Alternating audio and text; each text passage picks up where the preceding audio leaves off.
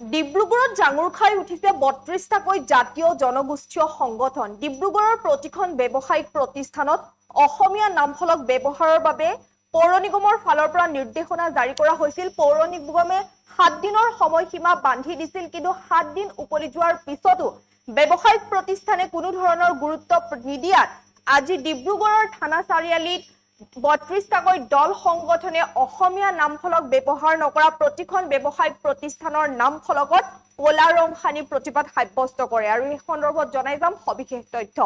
এটা গুৰুত্বপূৰ্ণ খবৰ পুনৰবাৰ জনাইছো। ডিব্ৰুগড় চহৰৰ থানা চাৰিআলিৰ পৰা থানা চাৰিআলিত ৩২টা জাতীয় জনগোষ্ঠীয় সংগঠনে পৌৰ নিগমৰ ফালৰ পৰা যে নিৰ্দেশনা জাৰি কৰা হৈছিল যে ব্যৱসায়িক প্ৰতিষ্ঠানে প্ৰতিখন ব্যৱসায়িক প্ৰতিষ্ঠানৰ নামফলকত অসমীয়া ভাষা ব্যৱহাৰ কৰিব লাগিব আৰু পৌৰ নিগমৰ নিৰ্দেশনাক গুৰুত্ব নিদিয়াক লৈ তীব্ৰ ক্ষোভ প্ৰকাশ কৰি আজি এইদৰে নামফলকত ক'লা ৰং সানি প্ৰতিবাদ সাব্যস্ত কৰিছে ৩২টাকৈ জাতীয় জনগোষ্ঠীয় সংগঠনে। এই মুহূৰ্তত সমান্তৰালভাৱে আপোনালোকক দৃশ্যাংশ দেখুৱাই গৈছো কিদৰে আচলতে ডিব্ৰুগড়ৰ প্ৰতিখন ব্যৱসায়িক প্ৰতিষ্ঠানৰ নামফলকত ক'লা ৰং সানিছে দল সংগঠনসমূহে, কিয়নো পৌৰ নিগমৰ ফালৰ পৰা নিৰ্দেশনা জাৰি কৰা হৈছিল যে ডিব্ৰুগড়ৰ প্ৰতিখন ব্যৱসায়িক প্ৰতিষ্ঠানৰ নামফলকত অসমীয়া ভাষা ব্যৱহাৰ কৰিব লাগিব। ৭ দিনৰ সময়সীমা বান্ধি দিছিল মেয়ৰে, কিন্তু ৭ দিনৰ পিছতো প্ৰতিষ্ঠানৰ নামফলকত অসমীয়া ভাষা ব্যৱহাৰ নকৰাক লৈ আজি তীব্ৰ ক্ষোভ প্ৰকাশ কৰিছে আৰু ৩২টাকৈ সংগঠনে নামফলকত ক'লা ৰং সানি প্ৰতিবাদ সাব্যস্ত কৰিছে আৰু অসমীয়া ভাষাৰ নামফলক লগাবলৈ সকিয়নি প্ৰদান কৰিছে।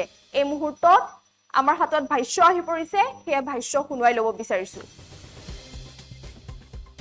অসমত থলুৱা ভূমিপুত্ৰসকল সুৰক্ষিত হ'ব লাগে, অবৈধ বিদেশীয়ে যাতে স্থান নাপায়, এইসমূহ কথা লৈ কিনে বিজেপি চৰকাৰে অসমত শাসনৰ গাদীত বহিছিল। কিন্তু আজি দেখা পাইছোঁ যে আমি সেইদিনাখন প্ৰেছ মিট জৰিয়তে আমি কৈছিলোঁ যে অসমীয়া ভাষা ব্যৱহাৰ হ'ব লাগিব, প্ৰতিটো ব্যৱসায় প্ৰতিষ্ঠান নালাগে অসম চৰকাৰৰ আনকি কাৰ্যালয়ৰ যিসমূহ নথি পত্ৰ আছে তাতো অসমীয়া ভাষা প্ৰয়োগ কৰিবলৈ আমি কথাটো কৈছিলোঁ। কিন্তু অসম চৰকাৰ তেনেধৰণে আমি দেখা নাপালোঁ। সেইদিনা মিউনিচিপালিটি আমাৰ মেয়ৰ ডাঙৰীয়াই এখন জাননী জাৰি কৰিয়ে তেওঁলোকে বহি থাকিল। গতিকে প্ৰশাসন ব্যৱস্থা ক'ত গ'ল?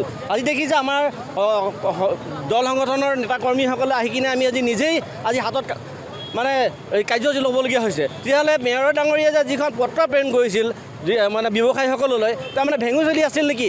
তেখেতৰ মেয়ৰৰ পাৱাৰ নাই নেকি? তেখেতে কি কাৰণে সেইখন দিছিলে কাগজখনৰ উত্তৰটো আমাৰ ৰাইজক দিব লাগিব।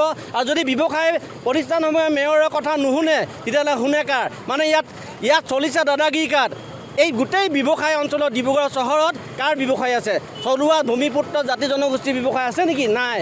গোটেই ইয়াত যিসমূহ বনীয়া গোষ্ঠী ইয়াত আছে, যিসমূহ বহিৰাগত মানুহৰ ইয়াত ব্যৱসায় প্ৰতিষ্ঠান আছে, সেইবিলাকে তেওঁলোকে আমাৰ দল সংগঠনৰ কথাটো নুশুনেই।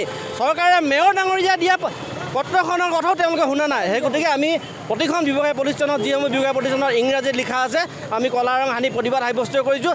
যদি ইয়াৰ পিছত তেওঁলোকে যদি এইসমূহ শুধৰণি নকৰে তেতিয়াহ'লে আমি নিজেই আহি কিনে তেওঁলোকৰ বৰ্ডবিলাক আমি ভাঙি পেলাবলৈ আমি বাধ্য হ'ম। আচলতে আমাৰ যিটো নেকি জাতীয় জনগোষ্ঠীয় সংগঠনৰ একত্ৰিত্বত আজি যোৱা কেইদিনমানৰ আগত এটা ডাঙৰ প্ৰতিবাদী কাৰ্য হৈছিল। আজি বহিৰাগতৰ যেনেধৰণৰ আগ্ৰাসন চলিছে, বহিৰাগত বনিয়াৰ যেনেধৰণৰ আগ্ৰাসন ডিব্ৰুগড়তো চলিছে, আৰু তেখেতলোকক আমি জনাই দিব বিচাৰিছোঁ যে অসমত খিলঞ্জীয়াৰ অস্তিত্ব আৰু প্ৰভুত্ব থাকিব লাগিব। খিলঞ্জীয়াই ইয়াত সকলো ধৰণৰ পৰা সা সুবিধা পাব লাগিব আমি তেখেতলোকক জনাইছিলোঁ। আৰু ডিব্ৰুগড় জিলাৰ যি মেয়ৰ ডাঙৰীয়া তেখেতলোকে এখন নটিফিকেশ্যন জাৰি কৰিছিলে, তাৰ স্বত্তেও তেখেতলোকে আজি পৰ্যন্ত আমি আহি দেখা নাপালোঁ যে তেখেতলোকে যিবিলাক বেনাৰ হৰ্ডিঙত আমি অসমীয়াত স্পষ্টকৈ ডাঙৰকৈ অসমীয়াত লিখি তাৰ তলত বেলেগ আখৰ আমি লিখিবলৈ তেখেতলোকক আমি অনুৰোধ জনাইছিলোঁ। কিন্তু তেখেতলোকে আমাৰ অনুৰোধ কিঞ্চিত মানুহ তেখেতলোকে সঁহাৰি নজনালে তাত আমাৰ দল সংগঠনৰ সকলো কৰ্মী ক্ষোভিত হৈছে। আৰু তেখেতলোকক জনাই দিব বিচাৰিছোঁ যে অনাগত দিনত যদি তেখেতলোকে ইয়াত অসমীয়া ভাষাত স্পষ্টকৈ বেনাৰ হৰ্ডিংবিলাক যদি তেখেতলোকে স্পষ্টকৈ প্ৰকাশ নকৰে, আমি কিন্তু